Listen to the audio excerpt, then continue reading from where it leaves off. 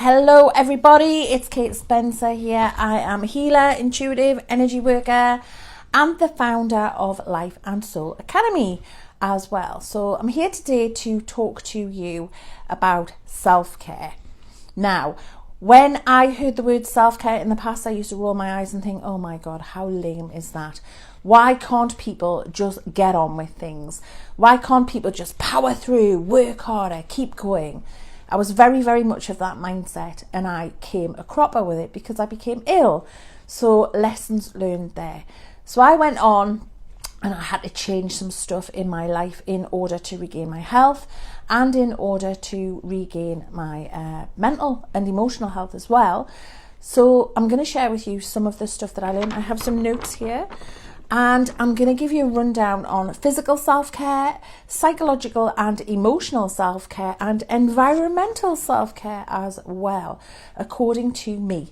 As always, take what you need. This is what worked for me, and some of it might work for you, some of it might not, but always just take what you need. So the first thing that I want to say about self-care is, so many of us think that looking after ourselves is selfish.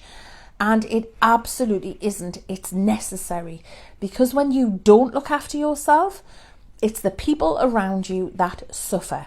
Your relationships struggle and you show up as a completely different person when you're tired, when you're frazzled, when you're irritable, and when you've got no energy. When you're stressed out, you're not a nice person to be around. So actually, if you need to reframe this, think about self-care as you caring for the people around you, because the more you look after you, the more you are going to help them. Does that help a bit? I hope so, because so many of us feel really, really guilty for supporting ourselves, because we feel like that's time and energy we could be investing in doing stuff for other people, when actually looking after you can be for other people also. So I hope that helps. So moving on, I've got physical self-care as the first point on my notes. So this is going to be stuff like food, sleep, water, movement, meditation. It's about you looking after your physical body. So in terms of food, it's about making choices that are as good as they can be in the moment. So we all know what we need to do with this, don't we? We are all fully well aware that eating loads of processed food, eating loads of crap is going to make you feel like crap. We all know about the analogy of putting fuel in a car, and you know, if you put crap fuel in, the performance is poor. We know that. So why aren't we doing it more often? Why aren't we being more mindful with our food choices? I believe it's because we are often on automatic pilot and we just don't bring it front of mind. We don't think, is this the best choice possible for me right now? And of course, I'm not the food police. I also make poor choices at times, and I am a bit chunky, in case you hadn't noticed. But I do think the 80-20 rule applies here. If most of the time you can make good choices, that is massive progress. Or even if you can just really commit to having one really, really well thought out, nutritionally balanced meal a day, and you can start making progress that way. If you could really start your day with an amazing breakfast that you know is packed full of nutrition and goodness and absolutely going to serve you and power you through the day, if you could do that, then that would be progress. So thinking about what you're fueling yourself with, and you know, we know we shouldn't have too much caffeine, we know we shouldn't have too much alcohol, we know we should hydrate more. So these are things that we need to be more mindful of. It's really good self-care and self-love to look after your physical body, because it means that you're going to have more energy. It means that your vibration is going to be higher as well, and that you're going to be able to show up in a different way. But it also protects you against dis-ease and ailments, and it helps you as you age to stay fit and well and strong. And if there's ever been a time to be healthy and fit, it's now, isn't it, in a pandemic? So think about how you can support your body with food. Water, we know that we need to hydrate more. There are tricks and tips to having more water. You can fill up a jug or a bottle at the start of a day. You can take it with you.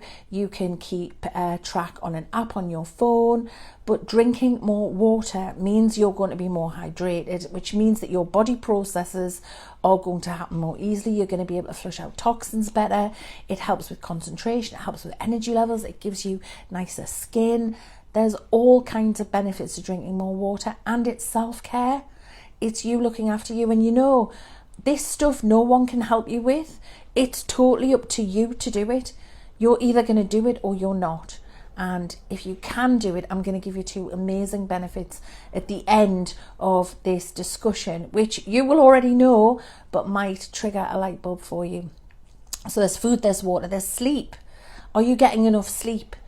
Is the sleep that you're getting good quality sleep? We need sleep to recharge, to regroup. We need sleep to for our physical body in order to process the day in terms of the psychology, in terms of what we've actually done, the discussions we've had, the work we've done, but also chemically we need sleep as well. If you don't get enough sleep, if you've ever been in a position, and my daughter didn't sleep until she was 8, so I totally know what it's like to be sleep deprived. You will know that your function is affected massively, and that it's really, really difficult to function on no sleep. So it's no wonder that it's used as torture sometimes, because it is absolutely torturous to get no sleep. I felt like I had a hangover all of the time. It was awful, couldn't concentrate, was really emotional, had no physical energy, irritability, was awful. So get enough sleep. And that might mean that you're going to have to go to bed earlier. And initially, when you think about that, you might get some resistance and you might think, well, what am I going to miss out on? What are you going to miss out on? Many of us stream TV now anyway. So if you do stream stuff on Amazon Prime or Netflix, then what exactly are you missing out on? You can record stuff as well on Sky to watch at a later date. Are you going to miss out on sitting and scrolling through your phone? Because really that's stealing your energy. If you can get into a better nighttime routine and get better quality sleep, that is a massive act of self-care, and it's going to help you to reset for the day ahead. So think about an evening routine. We already know all of the stuff about having a warm bath, doing a meditation. I love to read before I go to sleep. I find if I watch TV, my mind's too busy and buzzy when I go to sleep. It's better for me to read for 15 minutes to half an hour and really get my head out of my own life into a fictional story. I read fiction. That won't surprise you if you've read 12 Lessons. If you haven't, get over to Amazon and check it out. Little plug there. But I love to read fiction because it really gets me out of myself and it switches off my conscious and analytical mind, ready for rest. I also love to put a drop of lavender oil on my pillow or on my pajamas as well, and that really calms me and helps me to have a great night's sleep. So sleep is important. What do you need to do in order to get a better quality sleep and possibly more sleep? Adults need between 7 and 8 hours a night. You may even need more. I've also got movement on that list as well. Your physical body is here to move. What kind of movement would your body like? What kind of movement would you enjoy? And that can be anything from taking a 10-minute walk, to doing a few yoga stretches in the morning, to going up and down your stairs 10 times, or it could be doing something like Couch to 5K and going out for a run 3 times a week. But moving your body is massively going to help you in terms of you looking after yourself. It's going to keep you physically well and fit, and it's also going to help release all of the happy hormones as well that are going to make you feel better and enhance your mood and make you a nicer person to be around. So even if you can't motivate yourself to move for you, think about the people around you and how much better you're going to feel and how much more present you're going to be able to be. Could you do it for them? I bet you could. And then I've got meditation on the list in terms of physical self-care. Now, don't roll your eyes at this one, okay? Meditation is simply about stilling your conscious mind. So you can do a guided meditation. There are absolutely loads on YouTube, or you can go over to kate-spencer.com and you can get a free guided meditation there from me. There's morning and evening ones which may help with your routine. And meditation is really, really good for self-care in all areas. So I've put it on the physical body list because the mind-body link is so powerful. And when you can reduce stress and anxiety, and you can start to align with different outcomes, with happiness, with joy, with gratitude, with wellness in meditation, that's going to help you massively. It's also going to help, of course, your psychology and your emotional and psychological well-being, which in turn will help your physical well-being too. Even just 5 minutes in the morning with some nice soft music on, closing your eyes, focusing on your breathing, getting grounded, asking all parts to come in, and focusing on gratitude or opening your heart can make a massive difference. It also sets your vibration for the day as well. So you will have a better day because you will attract more good stuff. So that's the end of the physical self-care list. So what about psychological and emotional self-care? I'm going to have a little slip of coffee. Excuse me. So psychological and emotional self-care. I've got meditation to reduce stress and negative self-talk. So I've already discussed that. What do I mean by negative self-talk? So, well, it's what it says on the tin. It's the dialogue that we have with ourselves that can sometimes be quite harmful, that can be full of self-reproach, that can have thoughts that may be linked to anxiety or fear, doom and gloom thinking. When we talk about self-talk, being conscious is about stepping outside of ourselves, and often to recognize that self-talk, we need to become the observer, and we need to notice what it is that we are saying about ourselves and saying to ourselves about situations that are in our lives or relationships or anything else. And tuning into that can give you the opportunity to weigh and measure what those thoughts are. And I like to know, is it true and does it serve me? And very, very often negative self-talk isn't true, and it also doesn't serve you either. But once you're aware of it, you can consciously challenge it and change it. And meditation can help with that. Also in psychological and emotional self-care, reaching out and connecting in positive ways to the right people, conscious people. If you reach out and connect to someone who loves drama, who's full of their own ego and self-importance, when you're needing support, that's not going to go well, because they're going to turn everything around and make it about them and suck the life out of you. It's really good for emotional and psychological support if you reach out to positive people. I also like to check, just out of courtesy and out of being mindful with people, I'm having a bit of a wobble, is it okay to dump? Is it all right to talk? And if that person, especially at the moment in the current climate, is not great, then I'll just say to them, that's totally fine, I'll speak soon. I also appreciate it when people do that to me, because if I'm not feeling very resilient, I don't want to take on loads of stuff. Or I might even just say to someone, if I don't want to give them the full story and make them feel obligated in terms of listening to me, where are you today out of 10? If they're a 5 or less, then I don't share my woe is me stuff with them, because I don't feel like that's fair. Being boundaried, I've got on psychological and emotional self-care as well. So being boundaried in terms of people is the first thing that comes to mind. So only letting people in when you want to. Please look at the breathing space technique. I'll link it down below, but that's something that as an empath will help you if you really struggle with being boundaried and saying no to people. Also, being boundaried in terms of other people's situations and drama, not involving yourself all of the time, keeping your energy for you. But also with news, you don't need to be consuming the news 24/7. You don't need to be having the news on the television in the background or on your news feed all of the time. If you're a person who wants to know the news and stay updated, watch it once and then move away from it for the day, because generally what I found is the headline is the headline is the headline, and then throughout the day it's someone's reaction to the headline, but there's no new news. You're not missing anything. and it can often be disturbing and really, really draining. So awareness of where you focus is also on the list for psychological and emotional self-care. So where are you focusing your attention?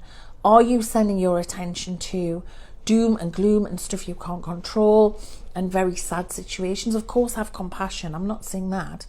Or are you shifting your attention to what you can be grateful for? The good stuff in your life, the happy stuff in your life. Because when you can focus on gratitude and being happy and looking at the stuff around you that is amazing, even if it's little things, like at the minute it's spring and all of the shoots are coming through the soil, the birds are out, we can hear the birds singing, the sun's been out, all of that is stuff to be grateful for. Running water, you know, we live in places that we're not getting shot at every day. There's loads to be grateful for. When you can shift your attention to that, it makes you feel better, and it also draws in more through law of attraction. For psychological and emotional self-care as well, make progress every day, even small, even little bits of progress. What can you do? And I like to make a list in the morning of stuff that I want to achieve through the day. So even just making little bits of progress can help you hugely. So moving on to environmental self-care now. What do I mean by that anyway? So I've written, and obviously it's in terms of your environment, clean, tidy and clutter-free as possible. Now I'm quite an untidy person, but it's ironic because it drives me mad when I've got clutter all over the place, and I'm currently having a big decluttering happening at the minute. But if you can be as clean, tidy and clutter-free as possible, that's going to reduce the energetic noise in your environment. Everything has a vibration. Every single thing has an energy frequency. So the more stuff you have, the more of that frequency there is. And if you're an empath or sensitive, if you live in a cluttered environment, it feels like white noise, energetic white noise all of the time. If you compare that to the feeling you have when you walk into a hotel room, you put your cases down before you unpack and you're like, oh, I love it here, it's so clear. That's the difference. And you can achieve more of that in your home if you declutter. Might do some videos on that in the future.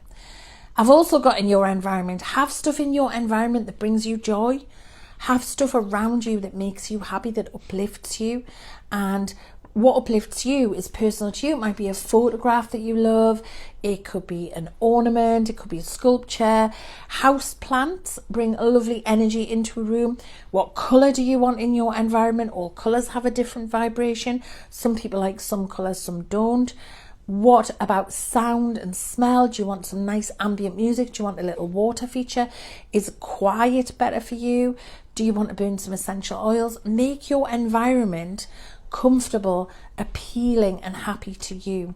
Create an environment that supports self-care as well by having a lovely warm snuggly blanket. My sister, who is lovely, has a gorgeous thick snuggly rug on the floor in her office, and when she feels like she wants to, she gets on the rug and has a stretch out, and she's very kinesthetic. She loves the feel of it, and to her it feels really comforting and luxurious. Or you could have a lovely throw or a blanket or a scarf. You could have, if you're working on hydration in your environment, you could have a water pitcher that you fill up every morning and you put on your desk or on a windowsill. You could have crystals in your environment. You could have little cards with positive affirmations on them. And if your environment is set up to support you with movement, you might have a rebounder in there. You might have a skipping rope in the corner of the yard. Or you might have your CD player in there with a particularly lovely meditation that you bought years ago that you've never used, that you could use as well to support you. So use your environment to support you. What do you need around you in order to create an environment of self-care? I've also written, what about your favourite mug? Don't save the best for company, for when you've got people coming around. Use the lovely stuff now if it's going to make you feel lovely. Have some gorgeous herbal teas for hydration, for example. So use your environment to support yourself. So there's 3 subjects. It's about physical self-care, about emotional and psychological self-care, and about environmental self-care. When you start looking after yourself, 2 things are going to happen. The first thing is you're going to show up better in your life. You're going to be a better version of you because you're going to be more present. You're going to be less stressed out, less frazzled. You're going to be calmer. You're going to have a higher vibration. You're going to be a nicer person to be around, which means not only are you going to feel better, your relationships are going to flourish. So that is absolutely winning, in my opinion. And the second thing is that you're going to be telling the universe in your energy and in your behavior that you are worthy of being looked after. You are deserving of goodness. So the law of attraction is going to start sending you more goodness and more awesome in your life. So again, absolutely winning. And you can get those 2 outcomes just by looking after yourself and engaging in more self-care. So I hope that's helped, and I hope now you can see that self-care can be easier to implement in your everyday life, and it's absolutely not selfish. So if you've liked that, please leave me a comment, or even if you disagree, leave me a comment. Please like and subscribe, hit the bell so you get notified when I make more videos, and that really helps me and I am super grateful for it. Please share on your social media as well if you feel inclined to do so, and have an amazing day. Lots of love. Goodbye.